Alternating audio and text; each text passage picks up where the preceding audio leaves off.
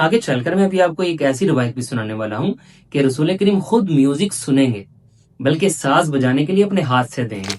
तो इंतजार की घड़ियां खत्म हुई। आइए जानते हैं दीन इस्लाम ने क्या वाकई म्यूजिक को हराम कहा है। म्यूजिक को हलाल कहने वाले हम कोई पहले ही थोड़ी हैं, हमसे पहले भी सलफ सालिफीन, बल्कि बात पीछे ताबईन तक जाएगी। बड़े जलीलुल कदर ताबईन म्यूजिक को हलाल समझते और कहते रहे हैं डंके की चोट पर।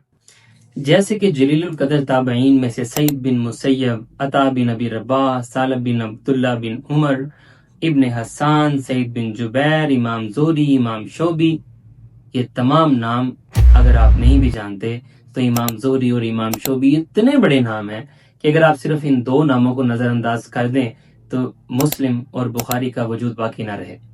और ये दोनों इमाम कहते हैं म्यूजिक हलाल है।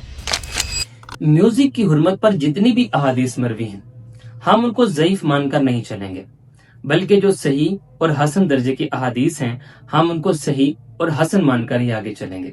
और हम देखेंगे क्या मतन के एतबार से भी वो हुर्मत पर दलालत कर रही हैं।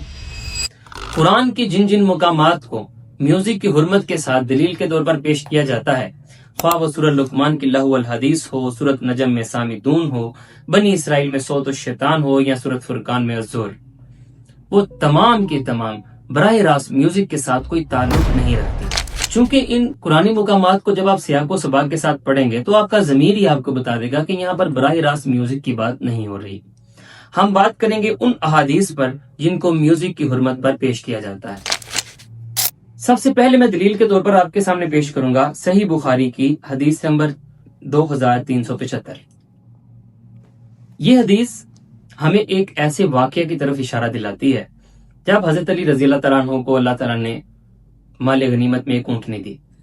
रसूल करीम ने एक ऊँटनी अपनी तरफ से एक्स्ट्रा दे दी। अब 2 ऊँटनियां इनके पास हो गई। इन्होंने अपने वलीमे का बंदोबस्त करना था। अल मुख्तसर ये के और सुनार के साथ इन्होंने सोचा मैं जाऊंगा, कुछ माल लाऊंगा, घास लाऊंगा, बेचूंगा, अपने वलीमे का बंदोबस्त कर लूंगा। जब ये वापस आते हैं देखते हैं इनकी दोनों ऊँटनियां कत्ल हुई पड़ती हैं। उनकी कुहाने कटी हुई हैं, पेट चाक हैं, कलेजे बाहर निकले हुए हैं। बड़े गमजदा हो जाते हैं। 2 ही ऊँटनियां थी, दोनों की दोनों सामने कत्ल हुई पड़ी हैं। पूछते हैं ये किसने किया। पता चलता है कि ये अमीर हमजा ने किया है और ये वाकया बदर के बाद का है। लेकिन यहाँ पर नुक्ता जो काबिल हो रहा है वो ये है कि पता चलता है कि वो बताया जाता है कि अमीर हमजा सामने एक घर के अंदर शराब की महफिल सजाए हुए बैठे हैं। एक गाने वाली गाना गा रही है। वो गाना गाते गाते एक शेर पढ़ती है, अमीर हमजा उठो, इन फरबा ऊँटनियों को कत्ल कर दो अगर तुम्हें मेरे शेर पसंद आ रहे हैं। वो उठते हैं और कत्ल कर देते हैं। अब आका नामदार सल्लल्लाहु अलैहि वसल्लम के पास हजरत अली जाते हैं और आका नामदार साथ आते हैं। अमीर हमजा को आके आप बुरा भला कहते हैं।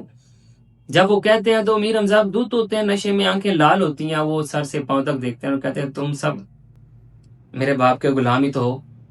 इन्हें पता चलता है कि वो अपने आप में नहीं थे। आका नामदार सल्लल्लाहु अलैहि वसल्लम यहाँ से चले जाते हैं।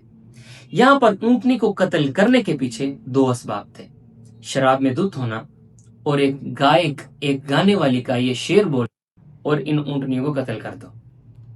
इसके बाद माल के कायनात कुरानुल हकीम में शराब को तो हराम कर देते हैं नाम लेकर, लेकिन म्यूजिक की हुर्मत पर कोई आयत नाजिल नहीं होती।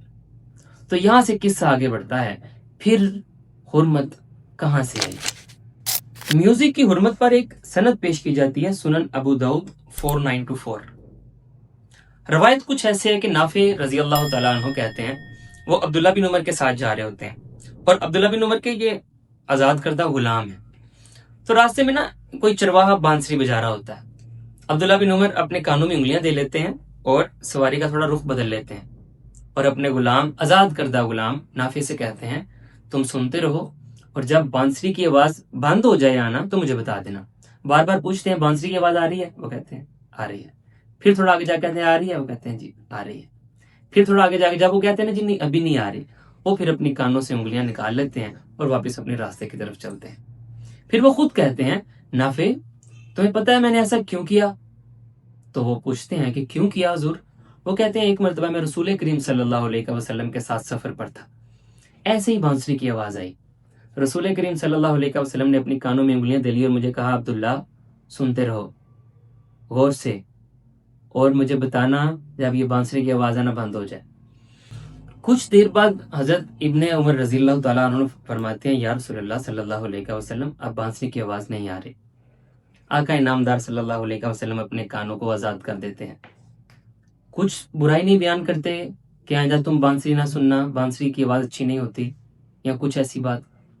یہاں سے پتہ چلا آقا انعامدار صلی اللہ علیہ وسلم نے یہاں پر میوزک کو حرام نہیں کیا۔ آپ جانتے ہی ہوں گے اتنا انشاءاللہ کہ حدیث کا ایک درجہ ہوتا ہے تقریری حدیث، یعنی آقا کے سامنے کوئی کام ہو رہا ہو اور آقا اسے منع نہ کریں۔ آقا نے حضرت عبداللہ بن عمر کو منع نہیں کیا، لیکن آگے چل کر میں ابھی آپ کو ایک ایسی روایت بھی سنانے والا ہوں کہ رسول کریم خود میوزک سنیں گے بلکہ ساز بجانے کے لیے اپنے ہاتھ سے دیں گے۔ لیکن خیر آگے دیکھیے کہ دوسری روایت کون سی ہمارے سامنے پیش کی جاتی ہے۔ بخاری کی حدیث ہے 5590 5590۔ حدیث کا متن کچھ یوں ہے کہ رسول کریم صلی اللہ علیہ وسلم فرماتے ہیں کہ میری امت میں کچھ ایسے لوگ پیدا ہو جائیں گے، کچھ ایسے متکبر برے لوگ پیدا ہو جائیں گے جو کہ شرمگاہوں کو، ریشم کو، شراب کو، گانے بجانے کو یعنی معازف کو حلال بنا لیں گے، اور پہاڑ کی چوٹیوں پر سائڈ پر جا کے اپنے مکان بنا لیں گے۔ چرواہے آئیں گے، ان کے جانور چرائیں گے، جب کبھی کوئی فقیر ان کے پاس اپنی ضرورت لے کر جائے گا تو وہ ٹالنے کے لیے اسے کہیں گے اچھا چلو ٹھیک ہے جاؤ کل آنا۔ یہ ایک کریکٹرسٹک ہے جو کہ رسول کریم صلی اللہ علیہ وسلم نے تنبیہ کے طور پر پیش کی۔ لیکن یہاں پر میرا ایک سوال ہے، آج زانہ اور معصومانہ سوال یہ ہے کہ پہلی چیز جو آقا انعامدار صلی اللہ علیہ وسلم نے یہاں پر نام لی ہے نا، وہ معازف نہیں ہے، بلکہ پہلی ہے یستحلون الحرا، وہ اپنی شرمگاہوں کو حلال کر لیں گے۔ یہاں پر آپ کے ذہن میں نہیں آیا کہ شرمگاہیں تو پھر مطلقاً حرام ہونی چاہیے، بیویوں کے ساتھ بھی آپ کا انٹرکورس والا معاملہ ختم ہو جانا چاہیے، کیونکہ آقا انعامدار صلی اللہ علیہ وسلم نے یہاں پر مطلقاً کہا ہے کہ میری قوم کے کچھ ایسے لوگ ہوں گے جو شرمگاہوں کو حلال کر لیں گے۔ تو یہاں پر ہم عقل کا پیمانہ دوڑایا، ہم نے سوچا کہ شرمگاہیں مطلقاً حرام نہیں ہیں، یہاں پر آقا کا مطلب یہ ہے کہ شرمگاہوں کا نجائز استعمال حلال کر لیں گے۔ دوسرا لفظ آقا نے کہا والحریر، اور میری امت کے کچھ ایسے لوگ ہوں گے جو کہ ریشم کو حلال کر لیں گے۔ یہاں پر آپ نے سوچا کہ نہیں، خواتین پر تو ریشم حلال ہے، تو یہاں پر آقا کا مقصد یہ نہیں ہے کہ ریشم کو جلا ہی دو سارے کو نکال کر، نہیں، یہاں پر آقا کا مطلب یہ ہے ریشم کا نجائز پورشن یعنی مرد لوگ بھی اپنے اوپر تکبر کے طور پر حلال کر لیں گے۔ اب اسی طرح آگے چلتے چلتے آقا ایک لفظ بولتے ہیں معازف۔ جب آپ نے حرا یعنی شرمگاہوں کو مطلقاً نہیں لیا، کہ آپ نے یہ نہیں سمجھا کہ شرمگاہیں مطلقاً ہی حرام ہیں، یعنی انٹرکورس دخول کرنا ہی نہیں ہے، آپ نے یہ نہیں سمجھا، آپ نے سمجھا نہیں شادی والا کرنا ہے، شادی کے بغیر والا زناکاری نہیں کرنی۔ ریشم کو آپ نے مطلقاً نہیں سمجھا، آپ نے سمجھا نہیں حلال والا کرنا ہے، عورتیں پہن لیں ریشم، مرد نہ پہنے۔ تو معازف کو مطلق کیوں سمجھ لیا؟ معازف پر یہ والا قانون آپ نے کیوں نہیں لگایا کہ سارا معازف آقا نے حرام نہیں کہا بلکہ اس کا نجائز استعمال حرام کہا ہے؟ لیکن خیر یہاں پر جو حقیقی بات ہے، چونکہ وہ آپ کی نظر سے اوجھل نہیں ہونی چاہیے، تو وہ آپ کے سامنے میں دوبارہ پیش کر دیتا ہوں۔ آپ حدیث کو اگر دوبارہ پڑھیں گے نا اپنی نگاہ سے، نکالیے گوگل سے جا کے خود پڑھیے کہ کچھ ایسے لوگ ہوں گے جو کہ یہ چیزوں کی نجائز صورتوں کو بھی حلال کر لیں گے۔ وہ سائڈ پہ جا کے پہاڑوں میں اپنے بنگلے بنا لیں گے، ان کے کام کاج کرنے والے ان کے کام کر رہے ہوں گے، جب کبھی کوئی ضرورت مند ان کے پاس آئے گا، اپنی ضرورت پیش کرے گا، وہ اس کو دھتکار دیں گے، کہیں گے اچھا چلو ٹھیک ہے کل لانا۔ آقا انعامدار صلی اللہ علیہ وسلم یہاں پر ایک سٹیٹ آف مائنڈ کی بات کر رہے ہیں، سیلفشنس کی بات کر رہے ہیں۔ یہاں پر آقا میوزک کو حرام نہیں کر رہے۔ اگر میوزک کو یہاں پر مطلق حرام کرنا ہے تو شرمگاہوں کو بھی مطلق حرام کر دیجئے، اور ریشم کو بھی مطلق حرام کر دیجئے، اور سائڈ پر اپنے بنگلے بنانا، فارم ہاؤس بنانا، ان کو بھی مطلق حرام کر دیجئے۔ اگر باقی ساری چیزوں کو آپ نے مطلق حرام نہیں کیا تو معازف کو مطلقاً حرام کیا سوچ کر دیا؟ کیا یہ سری زیادتی نہیں ہے؟ آگے دیکھیے، اب اگر آپ نے صحیح بخاری کی 5590 والی حدیث اپنی نگاہوں سے پڑھ لی ہے کہ اس میں ترجمے میں جس کا مطلب زنا کیا گیا ہے، عربی میں زنا نہیں لکھا بلکہ اس کا صحیح ترجمہ شرمگاہ ہونا چاہیے تھا، تو آپ کو سمجھ آ گئی ہوگی کہ معازف کو بھی کلی طور پر حرام نہیں گرداننا۔ آئیے اب میرے ساتھ مل کر ایک اور حدیث پڑھیے۔ یہ حدیث مسند احمد میں 15720 آپ کو مل جائے گی۔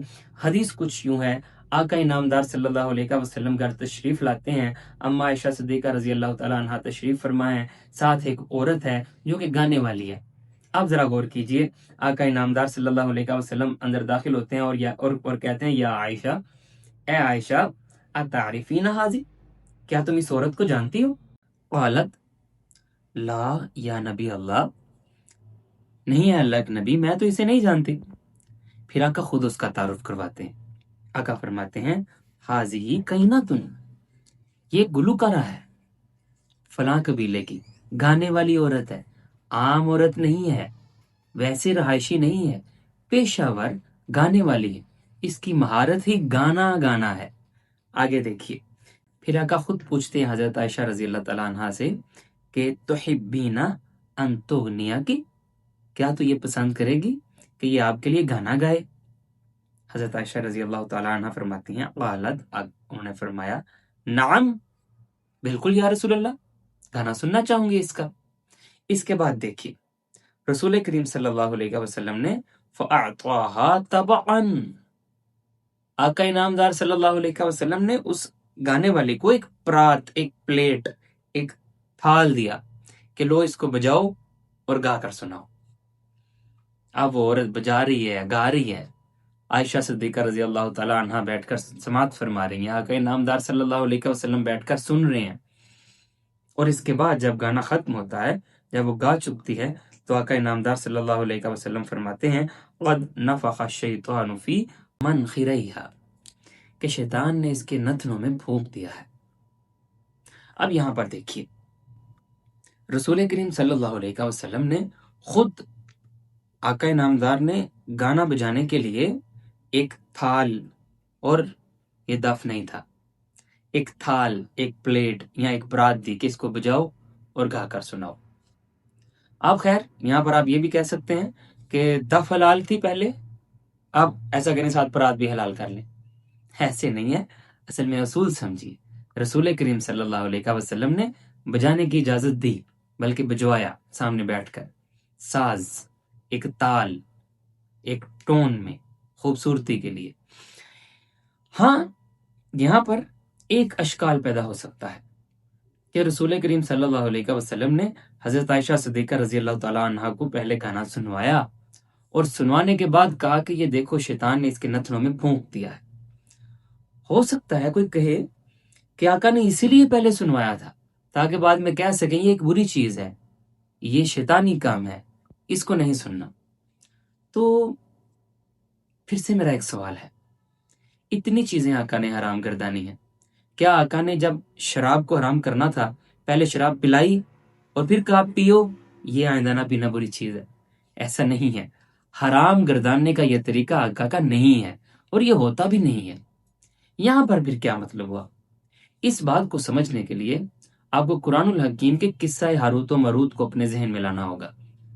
اللہ تعالیٰ نے خود ایک علم عطا کیا فرشتوں کے ذریعے سے، پھر فرشتے جب وہ علم سکھاتے، پہلے علم سکھاتے اور پھر ساتھ کہتے کہ ہم فتنہ ہیں، خبردار اس علم کا دھیان سے استعمال کرنا، ورنہ یہ سوچا بھی کیسے جا سکتا ہے کہ مالک کائنات اپنی مخلوق کو، انسانوں کو بالخصوص، کوئی حرام چیز سکھائے گا؟ ایسا نہیں ہے۔ یہاں پر ایک آزمائش ہے، ہر چیز کا ایک غلط استعمال ہو سکتا ہے۔ جیسے وہ قصہ ہاروت و ماروت میں پہلے علم سکھایا گیا اور پھر کہا گیا خبردار رہنا، یہ فتنہ ہے، برائی کی طرف اسے استعمال نہ کرنا، بہت بڑا ٹول تمہارے ہاتھ میں دے رہے ہیں تو اس کا غلط استعمال نہ کرنا۔ ایسے ہی آقا انعامدار صلی اللہ علیہ وسلم نے پہلے گانا سماعت فرمایا خود، اور ساتھ بجاتے ہوئے، بلکہ خود بجوایا، اور اس کے بعد کہا کہ اس کے نتنوں میں شیطان نے پھونک دیا ہے، یعنی اس کا استعمال بہت غلط ہو سکتا ہے۔ اس بات کو سمجھنے کے لیے تھوڑا پیچھے جائیے۔